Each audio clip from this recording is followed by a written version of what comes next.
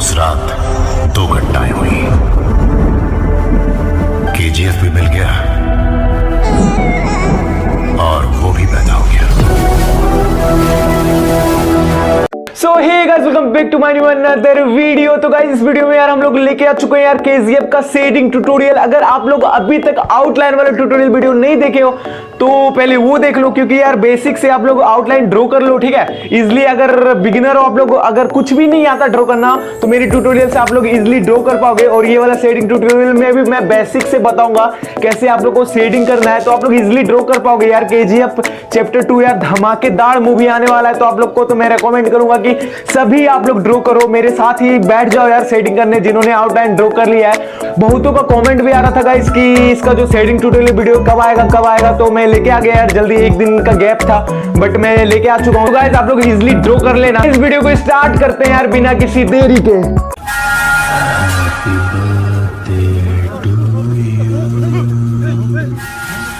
Happy birthday to. ये क्या है? मार उसको!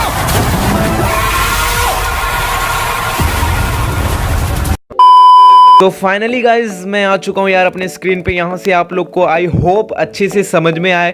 तो सबसे पहले मैं आई से स्टार्ट कर रहा हूँ ड्रॉ करना, और अच्छे से सेट कर रहा हूँ, अच्छे से रेफरेंस फोटो को देख रहा हूँ कहाँ पे ज़्यादा डार्क है वहाँ पे मैं डार्क कर रहा हूँ। इसी तरह करके आप लोग को ईजिली ड्रॉ करो और कोई प्रॉब्लम नहीं होगा गाइज। और मुझे इसे कंप्लीट करने में आई थिंक 7 to 8 आवर्स लग चुके हैं, और 7-8 आवर्स वाले वीडियो को मैं 10 मिनट में कन्वर्ट किया हूँ। तो समझ सकते हो बहुत ही ज़्यादा मतलब फास्ट हो गया है। बट आप लोग अच्छे से समझ जाओगे, मैं अच्छे से बता दूंगा कैसे आप लोग को शेडिंग करना है। तो अच्छे से रेफरेंस फोटो को ऑब्जर्व करना है। सो फाइनली गाइज यहाँ पे देख सकते हो यार मैं यहाँ पे लेयर वाइज शेडिंग कर रहा हूँ, और मैं जो यूज कर रहा हूँ पेंसिल का वो HB पेंसिल है अप्सरा का, और मैं ब्लेंड कर रहा हूँ कॉटन के मदद से, जैसा कि आप लोग देख पा रहे होगे। तो कॉटन से ब्लेंड करने का एक यही बेनिफिट होता है कि आप लोग को स्मूथ शेडिंग मिलेगा, प्लस में आप लोग का जो आर्टवर्क है बहुत ही अच्छा लगेगा। तो देख सकते हो यहाँ पे जो आईब्रो है, आईब्रो में डार्क कर रहा हूँ, अच्छे से रेफरेंस फोटो को ऑब्जर्व कर रहा हूँ, जहाँ पे डार्क है वहाँ पे मैं डार्क कर रहा हूँ। तो इसी तरह करके डार्क और जो लाइट वैल्यू है उसको अच्छे से ऑप्ट करना है आप लोगों को अपने आर्टवर्क में। तो बहुत ही अच्छा आर्टवर्क आप लोग का देखने में लगेगा। तो देख सकते हो मैं यहाँ पे सेकेंड लेयर चढ़ा रहा हूँ नोज में। तो इसी तरह करके जब तक जो नोज है वो बिल्कुल अच्छा रियलिस्टिक ना लगे तब तक मैं लेयर वाइज शेडिंग करता रहूँगा। और आप लोग अच्छे से देखना कि आप जो रेफरेंस फोटो है उसको भी ऑब्जर्व करना बहुत ही ज़रूरी होता है।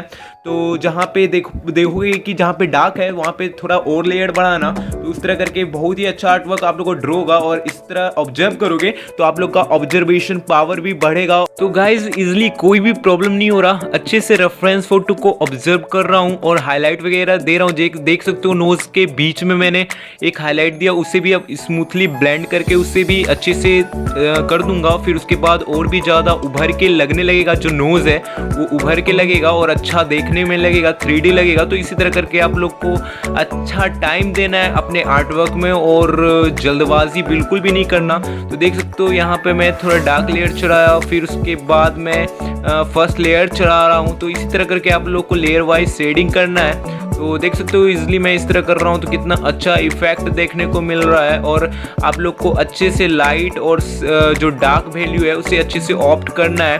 तो देख सकते हो मैं लेयर वाइज शेडिंग कर रहा हूँ, फर्स्ट लेयर फिर से चढ़ाया। तो इसी तरह से गाइज मैं पूरे फेस में शेड कर लूंगा, और आगे बियर्ड और हेयर कैसे आप लोग को ड्रॉ करना है ये भी मैं बताऊंगा। तो गाइज इसी तरह करके पहले मैं पूरा फेस ड्रॉ कर लेता हूँ। आप लोग भी इसी तरह अच्छे से मेरे ड्रॉइंग को देखो और फेस को शेड कर लो।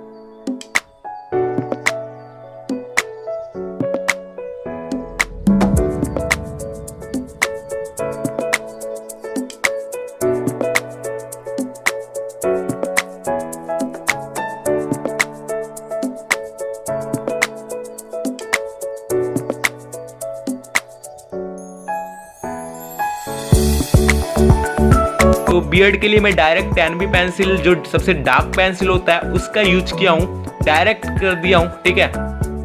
तो आप लोग भी कर सकते हो, कोई प्रॉब्लम नहीं होगा, बट आप लोग को टाइम देना होगा। यहाँ पे तो बहुत फास्ट लग रहा, बट मैं एक एक जो स्ट्रोक होता है ना, उससे बहुत टाइम दे दे के अच्छे से ऑब्जर्व करके चलाया हूँ, ठीक है। तो आप लोग इतना जल्दबाजी मत करना, ठीक है। तो आप लोग अच्छे से टाइम दो और आप लोग का भी आर्ट वर्क बहुत बेहतरीन बनने वाला है। तो देख सकते हो मैं फिर से ब्लेंड कर लिया फर्स्ट स्ट्रोक चला के, मतलब लाइट स्ट्रोक चला के। तो फिर उसके बाद मैं सबसे ज़्यादा डार्क कर रहा हूँ। तो अभी तो मैं पूरा डार्क कर दिया, बट हाईलाइट वगैरह भी नहीं दिया हूँ बिल्कुल, तो बाद में दूंगा, ठीक है। तो देख सकते हो, इसलिए पूरा वीडियो को पूरा लास्ट तक देखना, तब जाके आप लोग को पता चलेगा। तो देख सकते हो ये सिगरेट वगैरह को भी अच्छे से ड्रॉ कर रहा हूँ, ठीक है। तो अब देख सकते हो, अब मैं जो हेयर है, हेयर को ड्रॉ करूंगा। तो हेयर को के लिए मैं जहाँ पे देख रहा था डार्क है, वहाँ पे मैं डार्क कर देता था, और जहाँ पे फर्स्ट लेयर चढ़ाने का था तो मतलब लाइट शेडिंग कर देता था। तो इसी तरह करके आप लोग ड्रॉ करना। देख सकते हो पहले मैं लाइट पेंसिल का यूज करके पूरा स्ट्रोक चलाया, फिर उसके ऊपर से मैं डार्क पेंसिल का यूज करके डार्क जो लेयर है उसे मैं दे रहा हूँ। तो इसी तरह करके आप लोग इजीली ड्रॉ करोगे, कम समय में आप लोग का जो हेयर है बहुत ही परफेक्ट बन जाएगा। और मैं वो और एक दो वीडियो में बताया हूँ कि कम टाइम में आप कैसे हेयर को रियलिस्टिक ड्रॉ कर सकते हो। तो ये सब चीज़ भी मैं बताता रहता हूँ। और गाइस, जो भी नए व्यूअर्स यार फर्स्ट टाइम मेरे चैनल पे आओ और ये फर्स्ट टाइम मेरे वीडियो को देख रहे हो, तो क्या करना है, इस वीडियो को एक लाइक कर दो प्यारा सा, और मेरे चैनल को सब्सक्राइब करके मेरे एक छोटे सी यूट्यूब फैमिली के मेंबर जरूर बन जाओ। तो इसी तरह देख सकते हो, आप देख सकते हो मैं यहाँ पे हाईलाइट वगैरह दिया, जो कि एक पेंसिल अप्सरा का पेंसिल वाइट पेंसिल था, तो उसी से मैं जो बियर्ड में हाईलाइट वगैरह दे दिया, क्योंकि ये थोड़ा ज़्यादा फास्ट है तो आप लोग को पता नहीं चला यार। तो इस तरह करके आप लोग अच्छे से रेफरेंस फोटो को ऑब्जर्व करो, तो आप लोग भी अच्छे से ड्रॉ कर लोगे, कोई प्रॉब्लम नहीं होने वाला। तो आप देख सकते हो ये जो कॉलर है जो शर्ट का, इसे भी मैं अच्छे से ऑब्जर्व करके, यहाँ पे तो पूरा डार्क था तो मैं 10B पेंसिल का यूज करके पूरा डार्क कर दिया।